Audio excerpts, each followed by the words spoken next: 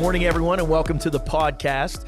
Our guest today is Harry Lorusso. Harry has a tremendous story to tell. He's been on a heroic journey, and we're going to get into it in some detail here. But listen, Harry, Melissa's here with us. Melissa normally dominates all our conversations. Okay. So even though this show is about you, she'll make it about her in some way. That's okay. But anyway, Harry, listen, welcome. Thanks for joining us. We appreciate having you here. Thank you for having me. Yeah. Looking forward to the conversation. Yeah, I'm so happy you're here. I've been following you on Facebook for a number of years. We're going to get into how I found you, talk a little bit about your journey and the miracle. I mean, Harry is a miracle. Absolutely and so your journey is still going, and we're happy that you're here. Thank you. I really appreciate that. Yeah, and whenever Melissa told me a little bit about you, and I went online and I checked it out, what you've overcome. Now you're 4 years cancer free. Mm-hmm. Okay, you were diagnosed with glioblastoma. Yes. Which is some serious stuff. That's heavy duty. Yeah. So, and I can tell you how the diagnosis came to be. Okay. It was March 21st, 2019, normal night in my house. Could tell you everything that was going on that night. Normal day of work, went to the gym after work, came home, cooked dinner. Could tell you every ingredient I cooked with that night. And, right after dinner, I felt some kind of fatigue, just chalked it up to a long day, excused myself from the dining room table, said, hey, I'm going to go upstairs, give me a couple minutes.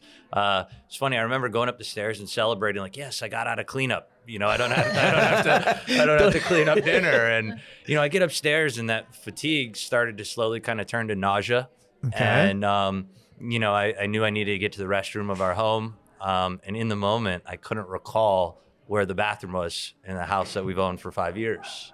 And wow. It was amazing. I mean, it was. Was it a brief pause? Like you knew what you were looking for, but not how to get there? Couldn't piece together directions. I was in the hallway upstairs and I felt my body slowly shutting down. Mm-hmm. It was kind of like that nausea turned to a numbness.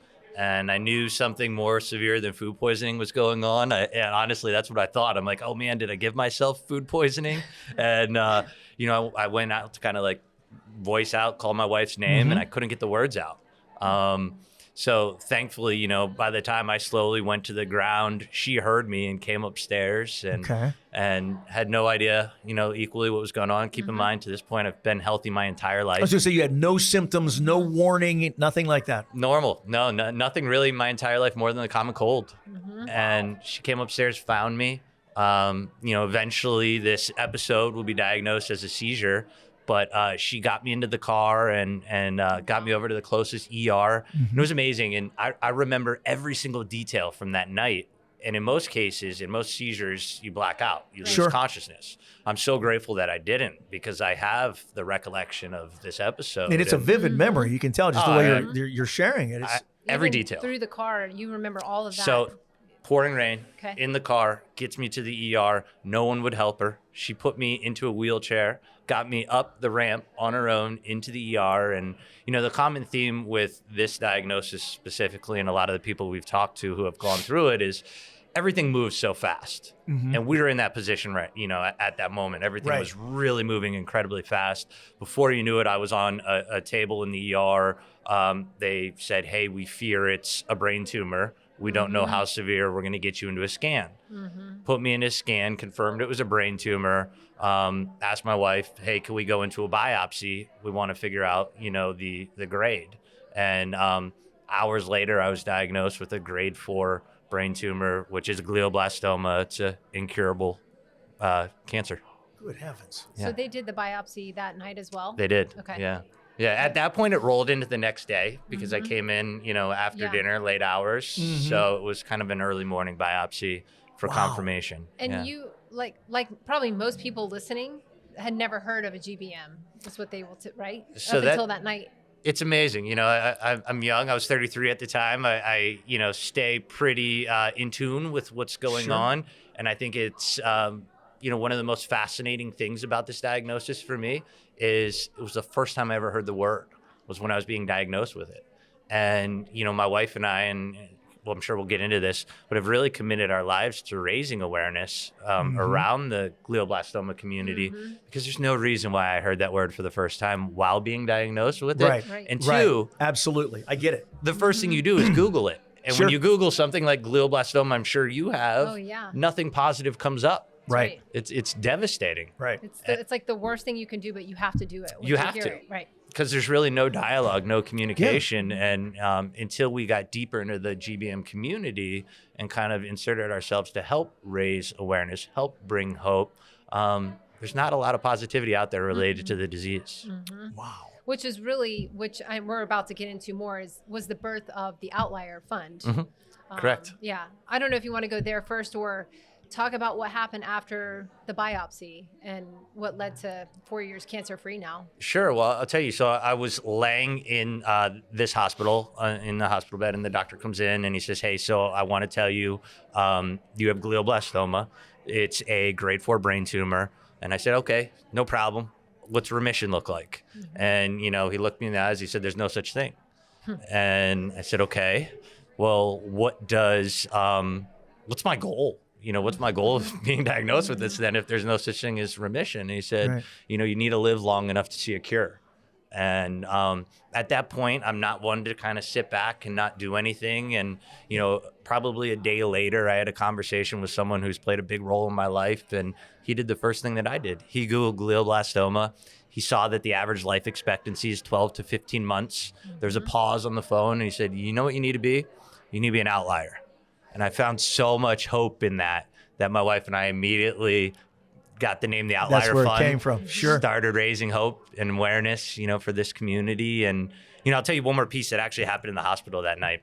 So Dana, who is now my wife, we were only engaged at the time. Oh, that's right. And so it was March 21st, 2019, and we were planning for a June wedding. And that night, I pulled her in the bathroom in the hospital, and I said, "Listen, Dane, you don't have to do this. I know how hard it would be to attach your life to something like this. This is with me forever. Sure. However long forever is." And she said, "Listen, not only am I doing this, we're doing it sooner." And actually, a week later, the 29th, we were married. No kidding. Yeah. That is so cool. Yep. Good for you. It was amazing. Good for you. That is amazing. And I can't. I've been thinking about that statement. The doctor said, all you can do is try to stay alive long enough for a cure. Right. That. It was like a period almost. There was nothing else. It was just the end of the sentence. Yeah. Yeah. I mean, that kind of, somebody saying that to you is, I don't even know how you process that. Or did you just filter him out and you're like, you know what? He's not the only one. Like did that start the journey of there are other experts, there are trials, Of course. Yeah. Well, I'll tell you how. For me, it all relates back to who you surround yourself with. Okay. So I was born and raised in South Florida. This happened in Pittsburgh, where I live now, where we are now. And within hours, my friends, my family, they were all there at the hospital. That is, it was amazing. I'll tell you. So I still am very close. My best friends are the guys I grew up with, went to high school with in Florida. Good for you. When I came out and got out of the hospital, 10 of them Airbnb'd the house across the street from me. And they said, we're here for the long haul. So when I was still processing, the magnitude of this diagnosis, the news that doctor gave me, I had this support system of friends and family around me to help, slow the process down. Everything's moving a million miles an hour. That says about you and them. Sure. I mean, that's amazing. It's truly that is too. oh my goodness. You can't put a price on that. I mean, that to have that kind of a connection with a group of guys, for that period of time. I mean, that's pretty cool stuff. It really it's one of the most things I'm grateful for in my life is that group of friends and the people I'm closest with. And when I needed them the most, when things are moving a million miles an hour and I'm getting diagnosed with an incurable brain tumor, and again, keep in mind, this is the first thing I've ever had happen to me that was like that put me in a hospital. Broken bone. First broken bone, first stitches with a biopsy.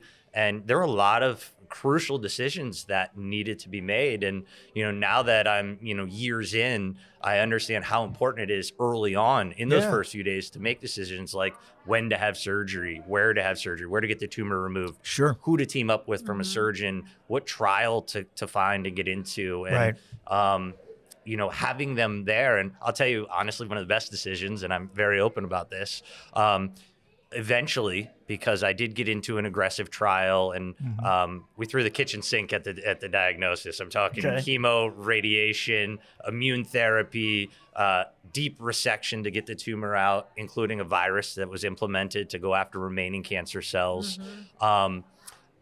What there is not a playbook for is how to become a parent during all that. And so because my friends and family, my actually sister-in-law pulled me aside and she said, and I hope this isn't too much information, but she said, listen, I was thinking, no one's ever going to tell you this here at the hospital, but you might want to take out some space at the sperm bank. You never know if you're going to need it.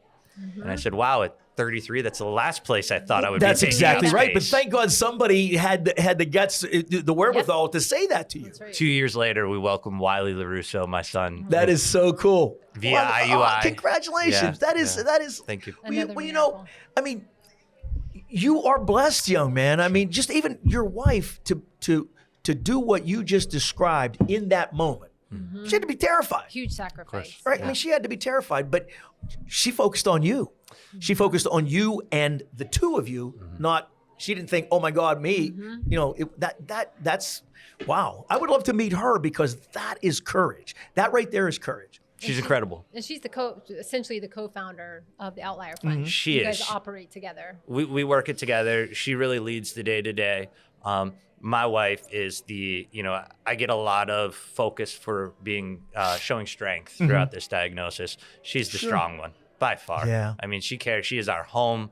When I take up things like hobbies like running, the ability to go out and take a couple hour-long runs, or eventually talk about the marathon, I'm sure.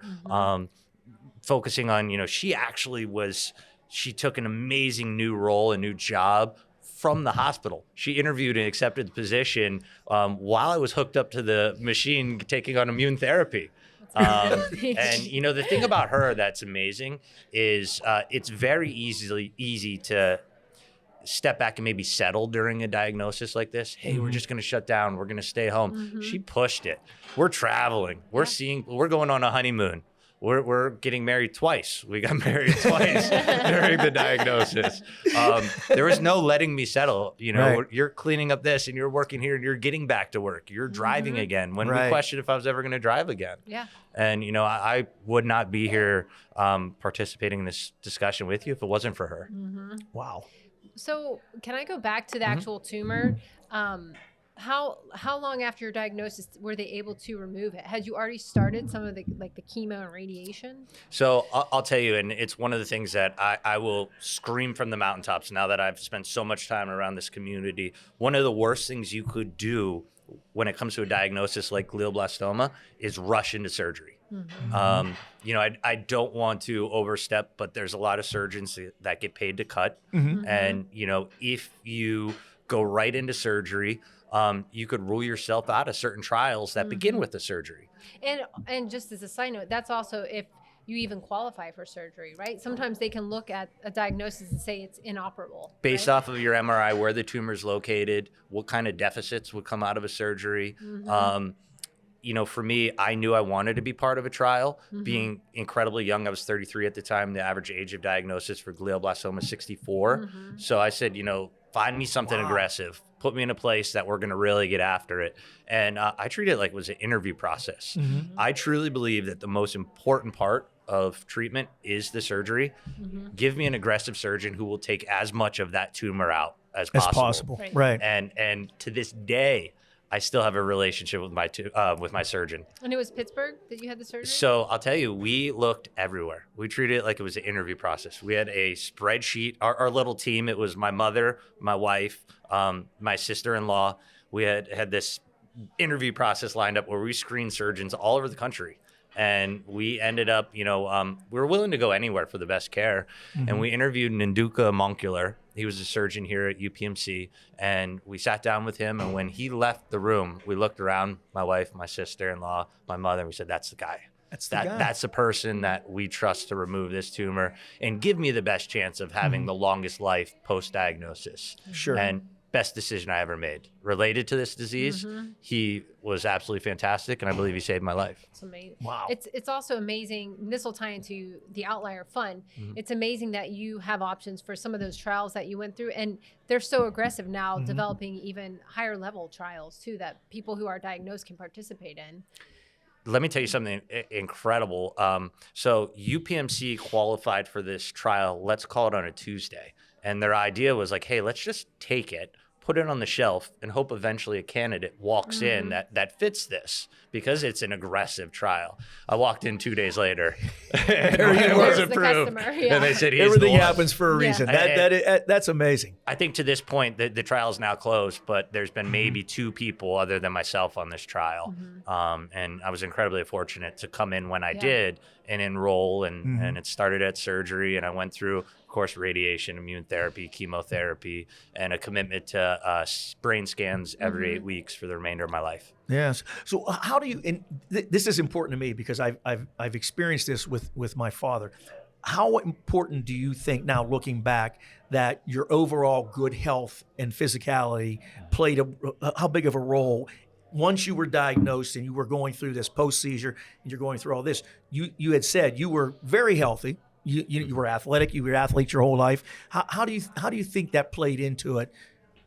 I think it was most definitely an advantage for me. I'll tell you certain things like how my body tolerated chemotherapy. The first couple of rounds, I had no issues. In fact, maybe the first round I got sick, and then I didn't get sick again until the last round, which is funny how that worked out. Yeah. But I knew that I was really gonna be able to tolerate the treatment pretty well. In fact, I packed up. I had the opportunity to go to Italy mid treatment for a 10-day trip, and I packed up my chemo and went alone.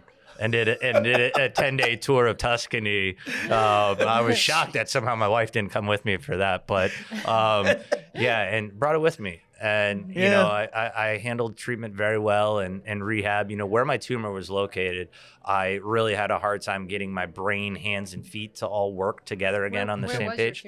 So it was rear right, and it was funny. I was told that, hey, you're going to have some vision loss. And I came out and I did. I had some blurred vision, and I immediately went home and put in some kind of exercises and I'll tell you one of them, it's kind of goofy, but I took a racquetball and I wrote my friends and family and loved ones' name on the racquetball. And it's a drill I used to watch these high school receivers do that I thought was really great. They would bounce it off the wall and they would try to read the name prior to catching it. So you should have seen me day one. I was like 0 for 8 bounces. I couldn't catch it at all. But I eventually got really good at it, and I trained my eyes to kind of be able to focus again. And, one of the greatest relationships in my life now, it made me think about boxers, right? So every punch is numbered, and they have to use their brain to tell their body how to throw a punch and get their legs to work. I'm like, wait, that might be good for me. And I remember seeing this boxing gym here in East Liberty, Shape Training, and I sent him an email. I said, hey, I know those guys, yeah. I said, this is a long shot. I'm like, here's where I stand. I have stitches in my head. I'm going through this, but I think this might work. And I immediately got an email back. The gentleman, the owner, his name was Yarden Brantley, said, hey, look, come down here this week. I'd love to sit down with you. No way. Still had stitches in my head. 4 days a week, right? So we boxed that day, and we boxed this morning, 2 hours ago. See, I love those guys. I'm familiar with them. I follow them on social media. I'd love to get them on a podcast because they're just good people. They're good people. They're not. I never got the impression from those guys that they were in that to make money. They're in it to help people, and money's a byproduct of that. So you know what? Everyone has their circumstances. Mine at that point, I was technically a patient. I walked in that door. I've never been treated like a patient. The disease did not exist. Not a factor. It was something where, hey, we are going to tailor a program to you, and we're going to push you And our commitment to you is we're going to get you a little bit better every single day. And they have all the way up till this morning. It's the best, one of the best decisions, one of the best relationships I've had in my life. That is so cool. And I see, I love that. And getting back, just touching on the importance of good health and physical condition. You know, you never know when something like this is, you're a great example of this because you didn't see it coming. You were healthy, you were an athlete, and all of a sudden, bam, you get knocked off your feet. Had you not been in good physical condition, had you not taken care of yourself, the outcome could have been a lot different. Yeah. And I'll add to that too. I think the fact that you had such a great support system, and still do, that you were able to research and slow that time down, because with GBM, it moves so quickly. Right. And and it's very fortunate that they were able to remove the tumor. So, some people don't have that option, but that support team is so essential. So I think, like you, I never heard of GBM until my dad had GBM. And then I hear it all the time now, so I love that the Outlier Fund is a resource. And I'm assuming that's you and your wife's goal with the fund, is to be a resource to teach people about trials and raise awareness. And maybe you can talk a little bit about that too, for if someone's listening that does have a family member with GBM. Do they go to your website? Of course, yeah. We've developed a website that's very user-friendly. The difficult part about this diagnosis is you immediately go on Google, and like we mentioned, nothing is positive out there. It's a lot of negativity. So we said, okay, why don't we get incredibly vulnerable and share our story? Share the positive moments. And then it, kind of snowballed into sharing what studies are working and what surgeons are really leading in their space, and initiatives to raise money for necessary research. It's kind of the pillar of the fund is to create hope. And I'll tell you, kind of one of our best initiatives to date. I was sitting on the couch this time last year, and I was watching the television here in Pittsburgh, and an advertisement came on for the Pittsburgh Marathon. And I said, you know what?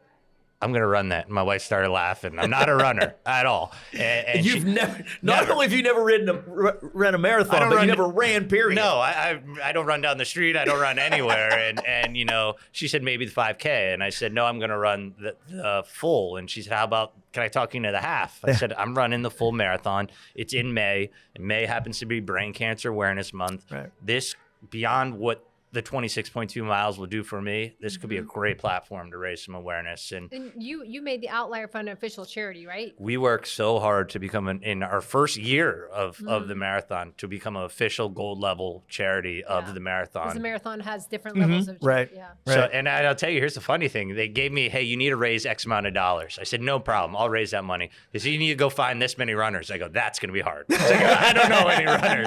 It's to go out and find 25 runners. But long story short, the community that we have rallied so much. We had well over 50 runners who joined. We raised well over $50,000. That's awesome. First year as a fund, official fund. We were 6th overall, and there are some big funding partners for the marathon. Oh, yeah. And I will tell you, just kind of tie things full circle, a big commitment of ours is taking money that we raise and help funding innovative studies that will eventually help others that are in my position. My neurosurgeon eventually moved on to take a neuro role at University of Pennsylvania. He's at UPenn right now. And last month we had the opportunity to go visit him and make a $25,000 donation to help fund a study, and hopefully, kind of comes full circle and helps someone else that eventually signs up to work with him. That's very cool. And I have to tell you, you mentioned that you Google GBM and everything's negative, but everything that you've talked about with us outside of the diagnosis itself has been positive. Everything has. The experience, the total experience, from what I'm picking up, has been a positive one for you, because you've not only gotten, you're here, you're 4 years out, you're healthy, you're alive, you're vibrant, all those things, but everything around you has to have gotten brighter and better. And you know what I mean? It's like, I don't think anybody can really understand that completely if they haven't walked in your shoes, but just the light, how much lighter things have to be for you now. So around my house, we kind of say we had to go there to get here. And go there was GBM and that diagnosis and the tough times that we kind of battled ourselves out of. And here is the best possible place that my wife and I, and now my son, have ever been in. And, I take a lot of heat when I share this, and I'm okay with that, because I know it's not the most, accepted opinion. But if my wife and I could go back and change this, we probably wouldn't. And in fact, I say probably just to be gentle, we wouldn't. It was one of the best things that's happened to us. And I'll tell you why. It's because of perspective. I had no appreciation for time and value for relationships like I do now. Right. You know, probably simple things too. Things people take for granted. Going for a walk with my son and my dog and my wife, I live for it. Yeah. Prior to diagnosis, it was a burden. Are you kidding me? I have to go out for a walk right now. I just got done with work. Right. And you know, now my values have totally changed. And this level of perspective is something I wouldn't change for anything. It's a blessing. It's a blessing. There's no doubt about it. It's, you know, and oftentimes traumatic experiences, those pivotal points in our life that change us. Right. Most times in the moment, they're negative. They're terrible negative. They're tragic. They're traumatic. But as you get out from it and you're able to just glance over your shoulder and see the value and the lessons from that, you've been blessed. That's why your support system's so important. They never let me get negative. They never let me get into my head. You know, I remember it was funny, just little things like my wife, minute I got home from the hospital, she made me pick up making the bed in the morning. And I was like, why do I now all of a sudden have to make the bed every morning? And you know what the reason was? Because then I can't sit around and lay in bed all day and mope and focus on the diagnosis and be negative. I was up and active and forced to be out the door and moving. And I loved it. To this day, I make our bed every day. I'm not in the risk of getting back in it now most days, but it's just become habit. And, you know, it's that support system in times where it could have got dark and could have got difficult and I could have been down on myself, really kept me in a positive way. And I'm so grateful for that. What was your wife's reaction when you told her about the ultra coming up? Still a hot topic in our house as we get closer to this marathon. You know, running for me, I heard someone describe it. And again, I was never a runner, but I thought this was interesting. Someone described running as the ability to sustain discomfort for a long period of time while enjoying little wins along the way. Okay. And my brain goes, wait a minute.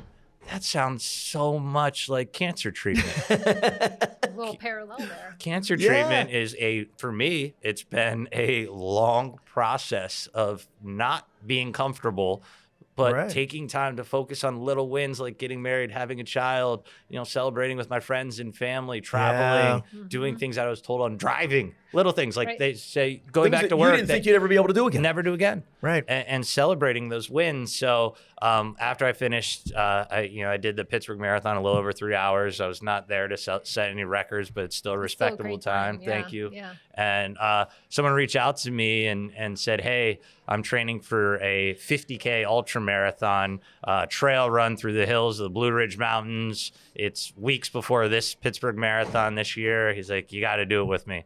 And immediately I just said, yes, I'm in. and there was no raising money. There is no team for me. It's just to kind of show myself and my family and my loved ones that I'm here. I'm in a good place and I could still do really challenging things. Now, with the half, is the Outlier Fund charity this year with the half? We are, yes. So this is our second year. We're still a gold level member of the marathon. To this point, I think currently we're at about $6,000 raised. We have 50 runners again, which is amazing. The cool thing is everyone has their own battle, right? And I saw it last year. So we had people signing up for the marathon for all their own reasons. Hey, I might drink more than I should, and I'm getting ready to become a father. I want to run a half. And you know, it's a true story. I'm still, and I won't say his name. He's a local guy here in Pittsburgh. I'm incredibly proud of him. He changed his life around and ran that half marathon. Not a runner. This year we have 4 people running the half that have never ran in their life prior to signing up for the half.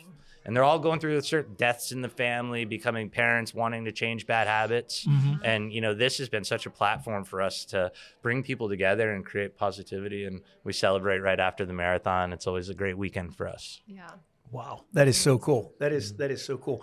You know, overcoming adversity is often misunderstood because everybody looks at adversity differently. You know, there's some people, a little thing that might just be a little bump is a mountain, you know, and vice versa. So, but what you've come through in the last few years and where you are, I mean, the strength that has to, and not only that, but the vulnerability, you know, I mean, why not put yourself out there? Why not communicate and tell your story, no matter how graphic or raw it may have to be, to get that message across? Yeah, and I'll tell you the thing that I'm most proud of. It's the relationships that this diagnosis has built for me. Some of the most incredible people have come into my life since being diagnosed. Yeah. And, it's relationships that I probably wouldn't otherwise have without having this, or being diagnosed with this type of cancer. And, that's been truly a blessing for me. You talked a lot about, I know you have a really good presence here in Pittsburgh. I assume, have you heard, we talked about Amber, who does the GBM podcast, but how far is your reach to date? Have you heard of people? Oh yeah, I mean, it's amazing how just what social media platforms open up for you. We have communication with people all over the world, from cool. little things like reaching out saying, hey, I wish I had the courage to share my story with glioblastoma the way you do. And it turns into a conversation about needing that release, that ability to be vulnerable and open about it so you don't bottle it up and carry it with you, to participating in research studies and projects and collaborating with other funds from all over the country. Sure. It's amazing how far our stretch has gained over the last couple of years. That's awesome. Does your exposure and your connections allow you to learn more about the prevention side, really? Because we talk a lot about, the cure and, diagnosis and all that, but have you learned anything about prevention or? Yeah. So what I've learned is there is no silver bullet. Most professionals out there won't say, hey, this is it. They won't commit to something like, say, hey, the keto diet, which everyone finds online and says, this is your cure for cancer. No professional out there is going to say, or same with cause. Right? No one's going to say, hey, cell phones are causing brain tumors. Right? No one's going to. It's more of the mitigating the risk type of approach. So I think, for me, this diagnosis has helped me really focus in on practices that I never had in my life, like meditation, like sleep habits, like what I put into my body, like a deeper focus on diet, not just diet, but cleanliness of food. Where is the food coming from? How is it being treated prior to me eating it?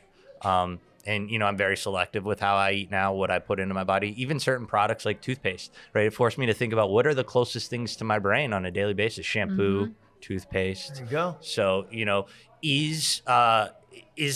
are these items that are going to prevent something like that from happening? I don't know. I'm not going to say yes, but am I healthier than I was prior because I picked up these practices? Absolutely, without a doubt. And it's forced me to live a healthier, happier life because I have. Sure. I think there's a huge advantage to being mindful. And you've talked about that in your journey, having the GBM diagnosis and being 4 years free of cancer has taken you to a whole new level of being mindful. And I think across the board, everyone can be more mindful, absolutely, even if you practice daily. But that seems to have been a huge add in your life. I recently did a project with Bayer Pharmaceuticals, and it was all about scanxiety, which is such a real thing. I'm committed to scans, MRIs that are an hour long in a tube that makes a ton of noise every 8 weeks for the rest of my life. And, from the first scan, there's a ton of anxiety that builds. How do you stay calm in that machine? And, my wife and I have put a routine together that, starts with limiting caffeine in the morning, and caffeine is my drink of choice. And, I love coffee, and then goes into meditation and mindfulness and really settling my mind and my body to be prepared to go into that machine and be calm, but also be calm while waiting for the results. You think about coming out of that machine, how much anxiety builds waiting to hear, what could possibly be going on and what results could come from that. Absolutely. So the ability to be mindful throughout the entire process has been crucial. Yeah, because you have another scan this week, correct? I do tomorrow. Yeah. So you'll do that whole process, the mindfulness, going in and coming. Yeah, the consistency for me is what's most important. That's something that I don't let myself sacrifice no matter what else is going on in my life, because I think it compounds. And, there are times that I would, of course, want to come up with excuses like, I don't have time to sit down and meditate right now. But I do believe that some of the greatest practices that I've put in my life that have put me in this position to be here today. It's life-changing. It really is. And consistency is what it's all about. There's a difference between being consistent and being habitual. Sure. Right? It's totally different. I wake up at the same time every morning. I get up early before everybody. I journal, I do yoga, I meditate, and all those things. I started doing those because I was in a very dark place to get out of that. And it did get me out of that. And then it was like, okay, why stop? I'm not going to stop now, because then I was able to keep that consistency. And I think it's important for everybody, let alone somebody who has gone through a traumatic event, a traumatic diagnosis, something like that. And when you hear those words, the easiest thing to do is just fold up the tents and just withdraw, right? To put yourself out there and share that story. And listening to what you're saying, we're talking about GBM, we're talking about a brain tumor, but we could be talking about anything. We could be talking about depression. We could be talking about, a heart attack. I mean, literally anything that comes in out of nowhere and knocks you off your feet, okay? How you respond to that, how you go through it, and how you respond to it.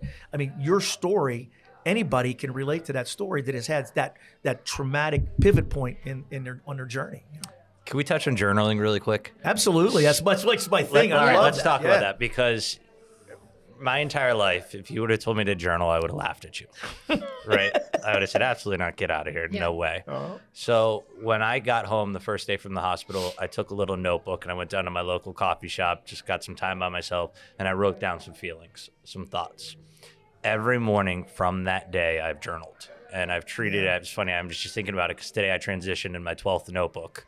And I've journaled every single morning, and it's turned into an opportunity for me to write now to my wife and to my son how I feel every day. Right. I think, so much about our life is what we leave behind.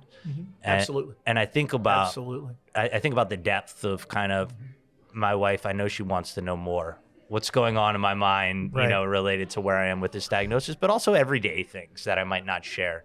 And that practice has helped me, even if it's on pen and paper, share a bit more and leave something to them at one point that is, a day-by-day playbook of exactly how I felt. Perfect. And I've wrote them every single day since the day I was awesome. diagnosed. Does she read it, or you hold it? So it was a secret up until this year, and she found them. So now I talk about it. It was my thing that I kind of kept it separate, kept them in the floor of my closet. And, I would take it out every morning and write my one page and put it back in. And it was my own thing. I didn't want to talk about it. Sure. And then she was doing something in my closet one day and found it and came across from it. We had the conversation, and practice goes on. I still do it every morning. Good for you. Yeah. I mean, to me, that's therapy. It's critical. Don't ever stop. Yeah. I went into it from a dramatically different place, but I've suffered. I battled depression my entire life. And when I was in the height of that, or the depth of that, however you want to do it, I had a mentor of mine got me a journal. It was one of those leather bound. It was a fancy thing, but he said, every morning when you wake up, put it on your nightstand. Every morning when you wake up, before you get out of bed, write your first thought. Whether it's a word, a sentence, a paragraph, a page, 10 pages, doesn't matter what it is.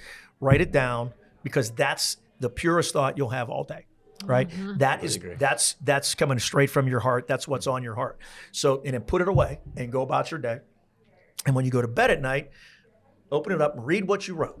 Sure. And see, ask then, did what I do today, was it in alignment with what that first thought was? In the beginning, it wasn't, because I was scattered. I was all over the place. But gradually over the years, over time, as it's gone by, now every day I'm in alignment. And if the day comes along, when a day comes along, and they do, that I'm not, then I know I have to, I got to think and I have to adjust something, right? But that is so cool that you do that. It's very, very important. And I was just going to say too, it's, for those listening that don't journal, journaling's not for everyone. No, I like to journal, and I like habits. It's that's part of my toolkit. I always tell people, you have to find what works for you. Maybe you're not a runner, maybe it's yoga. Whatever works for you to make you a better person and to help you appreciate and have perspective is key. But, and that's me. I'm not a runner, and people think because of my stature, way I am, you a runner, you run a lot. No, I don't run anywhere. I laugh. It's a joke. You look more like a football player. I think that I was going to go with bodybuilder. Bodybuilder? Yeah. Boxer. I did box when I was a kid. It's great. So. This will be Yarden's next client right here. Yeah. Well, the thing of it is, I will run if I'm being chased by a tiger or something, but other than that, I'm not running. You never know in Pittsburgh. No marathons. Well, that zoo, I don't know how. I was going to say, we'll take you to the zoo. We can There's make a zoo. this happen. That's right. I can run, but I just don't. And I honestly have been blessed so far with good health, and I'm happy about that. But at the end of the day, I know that I should be doing more things and paying closer attention to my health, because I had kind of alluded to my father when he was up for 83 years, he was completely healthy. Never sick a day in his life. Never missed a day of work. One of those guys. Around his birthday, turned 84, started to not feel good. Just started going to the doctor, and they said, "Oh no, you're okay. You're old." Just like, he said, "I can't breathe." All these different things.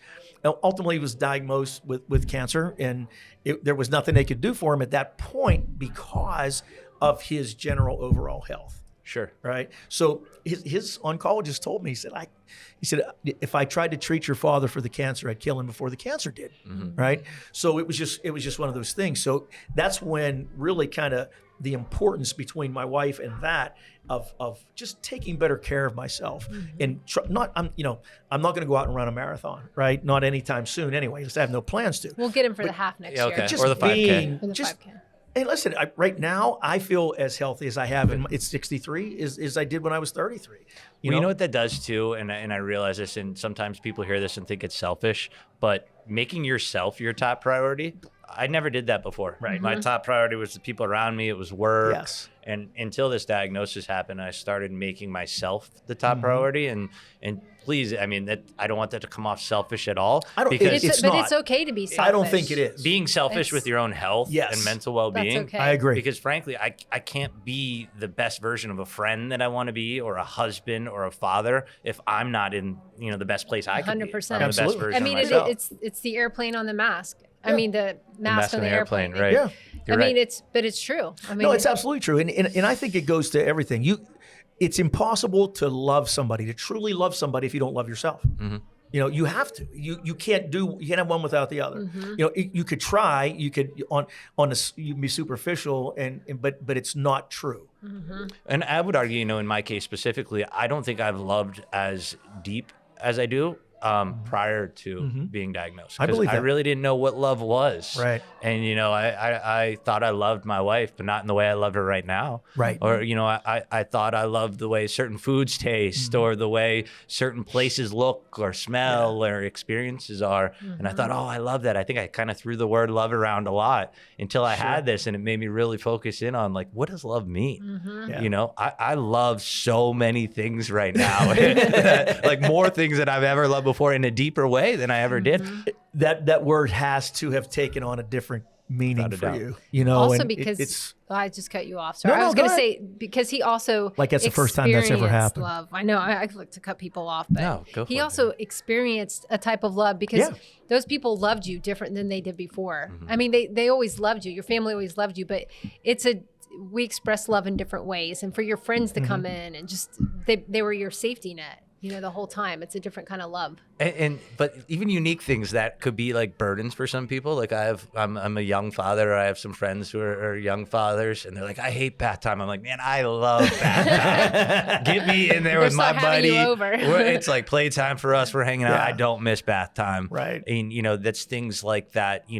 I think if I didn't go through this experience, I might not look at it the same either. I might look at it as a burden or something that I want to participate in. And now there's so many cases that I could sit here and share with you that I love going to the grocery store. I get in that grocery store and I spend time. It's like meditation for me. And most people are like, what a burden. But I'm like, I could get out there and I could just see fruits and vegetables and experience foods. It's like I'm here. I'm so happy to be here. I'm present. And it's taught me how to just kind of love moments and experience and time so much different than I did before. And you don't take anything for granted. It's for sure. It's a completely different perspective. Oh, there's no doubt. There's no doubt it changes you. I mean, and change is a good thing. I mean, you don't know.